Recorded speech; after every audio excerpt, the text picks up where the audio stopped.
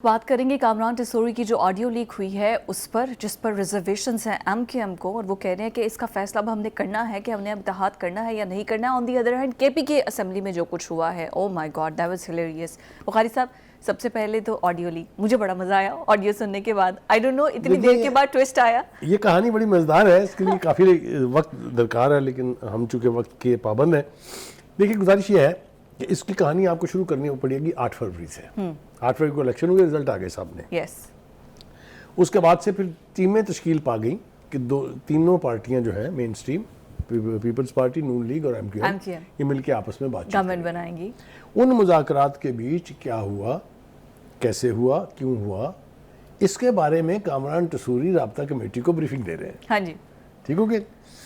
उसकी एक उनकी ऑडियो, और इससे पहले जो वो है कमाल साहब, मुस्तफ़ा कमाल, उनकी एक वीडियो लीक हो चुकी है। ठीक हो गया।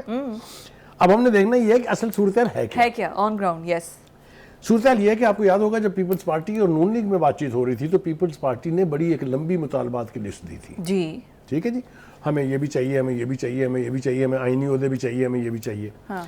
तो एक ऐसी स्टेज आई कि फिर नवाज शरीफ साहब बीच में एंटर हुए और उन्होंने कहा कि अच्छा जी जाएं, आप अपना काम देखें, हम अपना काम देखेंगे, जिसके पास जो मेरिट है उसके मुताबिक वो कर लेगा। हाँ जी। तो पीपल्स पार्टी ने रियलाइज किया, आपको याद होगा बिलावल साहब का जो लहजा था, जो अल्फाज का चुनाव था, उसके बाद better sense prevailed and they set together again. Yes. और फिर उनका आपस में तय हो गया। जब एमक्यूएम ने ये देखा कि ये हो रहा है तो वो जिसको कहते हैं ना पंजाबी जुबान में पसर गए। उन्होंने कहा कि हमें 5 सीटें चाहिए, 5 वजारतें चाहिए और गवर्नर भी हमें चाहिए। गवर्नर, यस, गवर्नरशिप हमारी है। जब ये मुतालबे पर वो डट गए, हाँ। तब फिर मेरे ख्याल से दोनों ही बड़ी पार्टियों की क़यादत ने उनको समझाने की कोशिश की कि भाई साहब ये बताइए कि 2018 में आपकी कितनी सीटें थी। उनका जी 7। उनका जी एक तो हमें ये बताएं कि ये अब 17 कैसे हो गई, जबकि आप ये कहते हैं कि पीडीएम में शामिल होने से हमारा वोट बैंक कम हो गया। हाँ जी।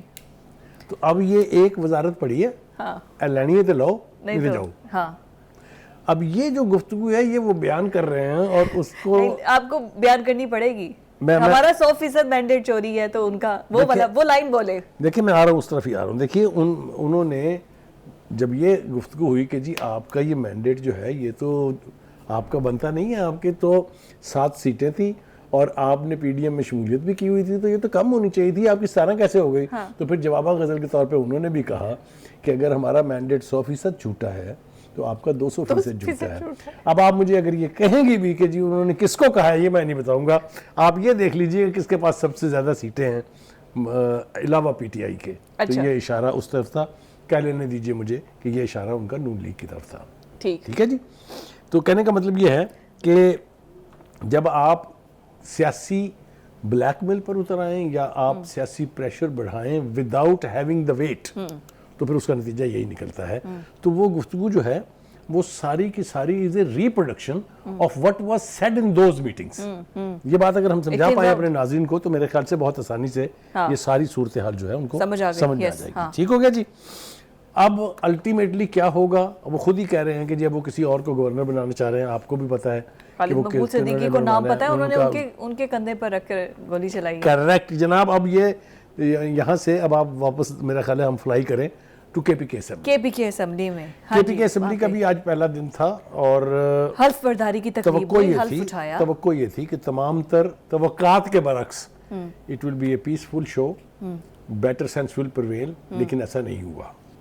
2 वजूहात हैं बेसिकली उसकी। एक तो ये कि जो पीटीआई के सपोर्टर्स थे उन्होंने जिस तरीके से गेट क्रैश करके शोर शराबा किया बड़ा, विजिटर गैलरीज थी उसमें जो धमाचौकड़ी मचाई है, उससे मैं इंतहाई जिम्मेदारी के साथ ये कह रहा हूँ पीटीआई की हुकूमत आई है तब से पार्लियामेंट और जमहूरियत दोनों की बहुत बेतौकीदी हुई है। कोई दो राय इसके बारे में नहीं। आपने देखा कल पंजाब असेंबली में क्या हुआ, तो सोबिया शाहिद ने जो किया आज केपीके। अब आज जनाब Sobia Shahid, it was a bad start on our part. आप एक ऐसी असेंबली में जहां आपकी को बहुत ज़्यादा नुमाइंदगी नहीं है, आप घड़ी लहराते हुए दाखिल नहीं हो सकते। अगर आप ये करेंगे तो आप प्रवोक कर रहे हैं दूसरों को कि आपके साथ रिएक्ट किया जाए, और रिएक्ट किया उन्होंने। जी। ना सिर्फ ये कि उनके ऊपर विजिटर गैलरी से चीज़ें फेंकी गई, बल्कि हाउस के अंदर से भी किसी ने लोटा फेंका उसके जी, ऊपर। लोटा फेंका। ऊपर से जूते आए, पेन आए, पेंसिलें आई, अग्रेसिव और तो बड़ा ये सख्त मेरे reaction। ख्याल से somebody wrongly briefed her। अगर उसने ये किसी के कहने पे किया है तो बहुत गलत किया है, अगर उन्होंने उस खुद से किया है तो ये उससे भी गलत किया है। मेरे ख्याल से दिस कुड बी अवॉइडेड। एक अच्छा स्टार्ट होना चाहिए था। देखिए वैसे तो असेंबली में अगर अली अमीन गिंडापुर जैसे लोग बैठे होंगे हाँ जी। तो आप खुद ही सोच लीजिएगा कि अंदर क्या होगा, और वही कुछ हुआ भी। आने वाले दिनों में देखेंगे ये बात से आगे कहाँ बुखारी साहब, जाती है। ये वो वही आपकी बात देखें, ये एक ऐसी स्टेज है जहाँ पर पूरे मुल्क से इलेक्ट होकर नुमाइंदे आ रहे हैं, रिप्रेजेंटेशन है, पार्लिमानी निज़ाम चल रहा है, वहाँ पर ये लोटे पेन औरतों पे इस तरह करना, वो औरत भी घड़ियाँ उठा के देखिए लेकर आ रही है। मैं आपको याद मुझे नहीं तो शायद। अगर वो कहें मुझे रिप्रेजेंट मुझे अगर वो कहें ये मेरे इलेक्ट किया है, वैसे तो मैंने उन्हें वोट नहीं दिया, लेकिन वो मेरे जैसे किसी की इलेक्ट की हुई बंदी है ना, तो मैं कभी भी नहीं कहूंगी कि ये मुझे रिप्रेजेंट करे, because I am not like that. Correct. तो ये क्यों ऐसे कर रही हैं? पहले सेगमेंट में हमने जिस नफरत की बात की थी, उसको अब आप लेके आए अपने जहन के अंदर, तो आपको ये सारी चीजें समझ में आ जाएंगी। इसके साथ साथ एक बात और रह जाएगी अगर हमने ना की, वो ये कि असद कैसर साहब is an important person in the PTI. उन्होंने काफ़ी सऊबतें भी बर्दाश्त की हैं और बड़ा धमाकेदार अंदाज से उन्होंने खान साहब का साथ दिया है। हाँ जी। उनके भाई को नॉमिनेट किया गया था as speaker of the national assembly, candidate of the PTI. Last minute पे महात्मा खान साहब ने वो नाम बदल दिया, विथड्रॉ कर लिया था। नॉट ओनली दैट, बल्कि पार्टी की तरफ से उन्हें कहा गया कि अब आप पार्टी उमूर के फैसले भी नहीं करेंगे। पहले ही पार्टी टूट फूट का शिकार है, लॉयल पहले वंस ही को आप ऐसे पार्टी कर में रहे हैं। धड़े हैं। कोई वकला का धड़ा है, कोई बाकियात का धड़ा है, Right. कोई मफरूरों का धड़ा है, कोई मुकदमात फेस करने वालों का धड़ा है, वगैरह वगैरह। Right. उसके ऊपर जब आप इस तरह के फैसले करेंगे तो यकीनी तौर पर सूरत हाल बिलाकर आपके काबू से बाहर हो जाएगी। ये इदराक खान साहब को होता है या नहीं होता, क्योंकि वो जिद्दी आदमी है, किसी की बात वो मानते तो है नहीं। जो कुछ भी उनको कहा जाता है वो उसके ऊपर रिएक्ट कर देते हैं और उसका कॉन्टेक्स्ट भी भूल जाते हैं। यानी असद कैसर ने के भाई का नाम बिला वजह तो नहीं आया होगा ना, अनलेस खान साहब अप्रूव्ड इट। और खान साहब अगर अपने फैसलों के ऊपर बैक एंड फोर्थ जाते रहेंगे जी। तो उसका मेरा ख्याल से फायदा नहीं होगा, नुकसान होगा। अच्छा, क्विकली मैं चाहूँगी कि जो अभी पार्लिमानी इजलास में शहबाज शरीफ ने गुफ्तगू की है, उस पर भी आज और नवाज शरीफ भी हल्फ उठाएंगे। कल जो इजलास होने जा रहा है, इसको किस तरह से देख रहे हैं? देखिए, पहली बात तो ये है कि हम तवक्को करते हैं कि जो कुछ पंजाब असम्बली में हुआ, जो कुछ केपीके में हुआ है, ये नेशनल असम्बली में हाँ, यस एब्सोल्युटली। क्योंकि मेरे ख्याल से बाहर तो असम्बली के That is बहुत the more हंगामा big हुआ forum, सिंध में, हाँ। लेकिन अंदर असम्बली के ऐसा कोई वाकया नहीं हुआ, पीसफुल तरीके से सब कुछ हो सिंध गया। में, हाँ।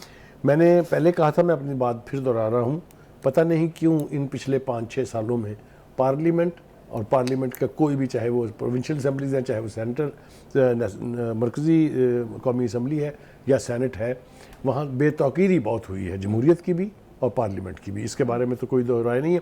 कौन जिम्मेदार है? मेरे ख्याल से are viewers and everybody is a good जज, दे नो के क्यों हो रहा है और कौन कर रहा है।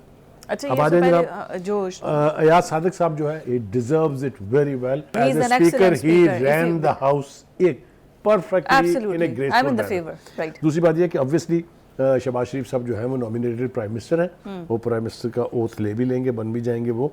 हम अब वही विश हिम वेल, इसलिए कि 16 महीने का वो जो तजर्बा है पीडीएम की गवर्नमेंट का, जिसमें 13 जमातें थी, he should learn from those experiences and if he learns and performs better, it absolutely, will be good for him as a prime minister और and for the his party party as well, and his party and as well. उससे भी बेहतर बात है पाकिस्तान के लिए इस हाँ, वक्त जो obviously. मुश्किलात में है। तो I mean, हम we need a peaceful दो Pakistan. तीन दुआएं अगर कहें तो रिपीट कर लें। पहली दुआ इज्तिमाई ये है दुआ? कि अल्लाह करे कि बेटर सेंस प्रिवेल्स आमीन। एंड असम्बलियों का माहौल बेहतर हो जाए।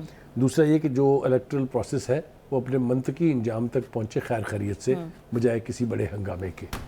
And last but not the least, नफरत के बीज खत्म होने चाहिए। क्यों नहीं खत्म हो सकता? अपहिल टास्क है, लेकिन अगर नीयत हो तो हो सकता है। क्यों आप कॉन्स्टिट्यूशन के अंदर अमेंडमेंट करें, जो भी इस तरह की कोई हरकत करेगा उसकी रुकनीत खत्म करें, तो देखिए उसके लिए everybody will behave like a human being, not an तमाम एनिमल। स्टेक होल्डर्स ये रियलाइज करें कि यार ये गड़बड़ हो गई है। हाँ, हमें लोग हम पर हंसते होंगे, Absolutely. दुनिया में हमारा तमाशा उड़ रहा Absolutely. होगा। अगर तो इस तरह से सोचें तो कुछ भी करना नामुमकिन नहीं है। हाँ। Everything can be done.